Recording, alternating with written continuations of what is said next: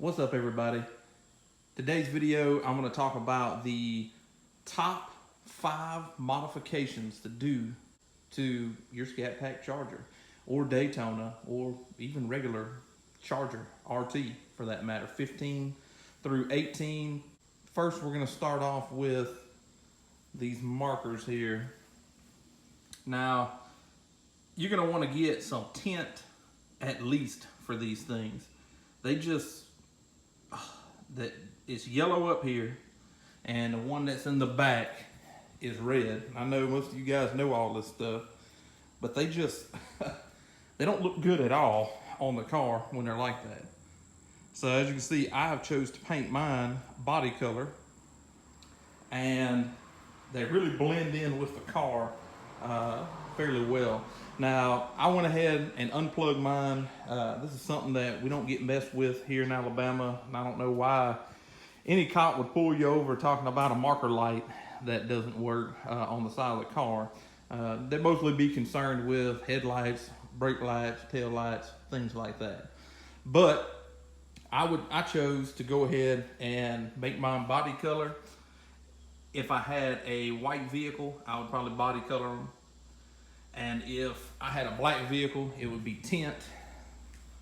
You know, this is just one of the top mods. I'm going to go ahead and call this number 5. So for number 4, window tint. It's a must-have on these cars. And even this is legal tint here, 32%. And it's fairly dark, really. So even with legal tint, the inside of these vehicles being as dark as what they are, you're gonna need some tint.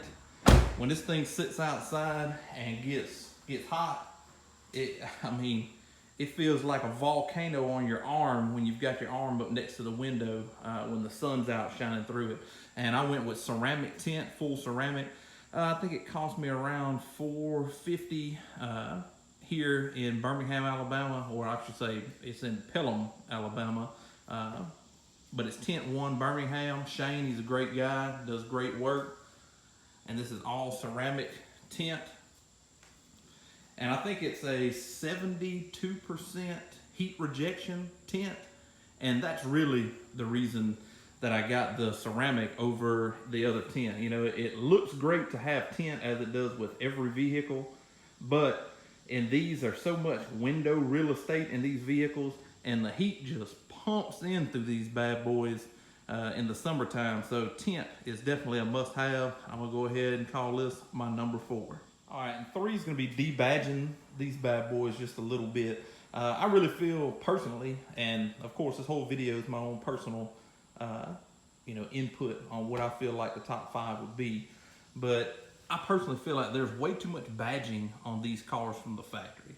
Especially here, the Scatpacks and the SRT 8, they had the Hemi underneath this 392, and there's just too much there. I think it looks best with just the 392.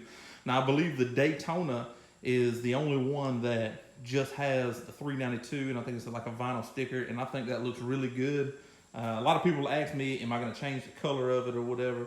Oh, are you going to make that 392 body color? Well, why in the hell would I do that? If I just wanted it to blend in, I'd just take it off. I like the way that red looks. I think it pops, and it's just enough on the fender with just the 392 and not having that Hemi underneath it. It's 2018. Everybody knows that Dodge has Hemis, okay? We walk around to the back, and the debadging of the back, taking that Dodge off, just changes the dynamic of this racetrack style taillight, which I love on these cars. It just really changes the way it looks. So versus having the Dodge written across there, now I'm gonna leave my red RT, and I'm debating on whether or not to take the Charger off. I don't know. I think it kind of blends in, it looks good.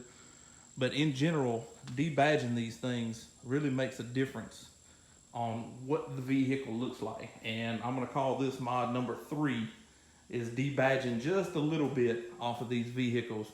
Really changes the look and makes them look really clean. All right, we're gonna take a peek inside here for number 2, and that would be LED lighting. The lights that come in this car, God knows why. They want to save a few bucks, I guess.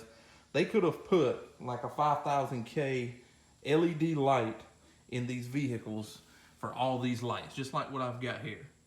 And they're so much brighter and so much more of a clean light.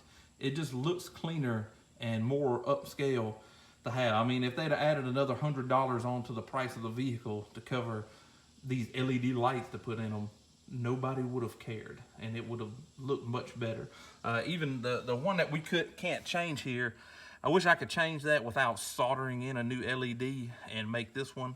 But the yellow lights in these things are just horrific looking, and it looks much better on the inside with the LED lights. So we'll pop open the trunk here, and it's the same thing in the trunk. To go ahead and go to Diode Dynamics and get you a set of lights, and at nighttime it's like daylight inside my trunk. So they have different options of how bright that you want them. They even have options. I went ahead and in the vanity mirrors, got them in there, got the lowest brightness option for that, and I wound up having to turn them because they're super bright being that color temperature, but it's a much more clean light in the car. You can actually see when the interior light comes on in the vehicle with LEDs, and I wish Dodge would have put these in, you know, factory all these cars. So this right here, LED lighting, interior, and then the trunk's gonna be my number 2. All right, so we're gonna pop right here into the car for number 1, and the number 1 mod, of course, is gonna be the Taser. It unlocks so much stuff. Now this is, I guess, more Scatpack and higher stuff, or Scatpack and Daytona, but all this stuff's already in the computer system of these cars. So Dodge just simply, you know, didn't turn the stuff on from the factory. That way people that had a true SRT would feel like they're getting something extra for that extra money. So I know some folks can be all pissed off about that, but I think the top modification in these cars is going to be the Taser. Just for the simple fact that you get all these modes. You get your track mode, sport mode, you can create a custom mode, valet mode. So if you take it to a valet or let somebody drive your car, it limits the power of the car. I think it's got a speed limiter on it too. Eco mode, something I use, you know, more than I use track mode actually, is eco mode. You get your race options with launch control and your shift light functions, and all great stuff. And then your performance pages. Let's see, the vehicle's not running. I don't know if it's going to totally load them up, but your performance pages with all the different gauges and the layout of the SRT pages, I mean, all the stuff that you get with the Taser is awesome stuff. Not to mention the functions that you can actually change that are factory option changes of what the daytime running lights are. Like you can change them to the fog lights, you can turn them completely off, you can have them where they're always on. There's different settings for that. The fog light drop, one of the settings that I changed, I turn off fog light drop. That way when I turn my brights on, my fogs will stay on. It's 2018. They're LED fog lights. You're not going to override the circuitry of the car by having your fog lights on with your high beams. Like in the old days, when you would turn your high beams on and your fog lights, you'd have all this power pulling from your fuse block, and that's why they limit it. Well, now I got LEDs in this car, so I'm not really afraid to turn the fog light drop off. Let's see, the daytime running light drop. When you turn your turn signal on, it turns the daytime running light off. I know it's a safety feature, but I don't like it. When I first bought my 2016, the first person that seen me driving it actually told me, hey, it looks like one of your daytime running lights was out. Well, I had my blinker on, and it had turned it off from the factory because that blinker was on. It wasn't really out. So I just don't like that it drops them out. So all those features you get with the Taser as well. There's plenty of reasons of why the Taser would be the number 1 modification on these cars. It's just so many options that you can get. The line lock feature, you get that with the Taser. Turning your fans on for a cool down mode, you get that with the Taser. You're able to, I think you can change like tire size and stuff like that with the Taser. You can do stuff with TPMS. I mean, there's all kinds of things you can do with the Taser. So well worth the money in my book to have the Taser as the number 1 modification that you would do to any Scatpack or Daytona vehicle, just for the simple fact of all the things that you get. So that's my 5 things that are the top 5 modifications that I would do to these vehicles. Like, as soon as you get it, you need to be thinking about doing these things. You need to be thinking about taking some of the badging off, if not all of it, depending on your taste. LED lights, the Taser, window tint. Those are things that you need to do with this vehicle.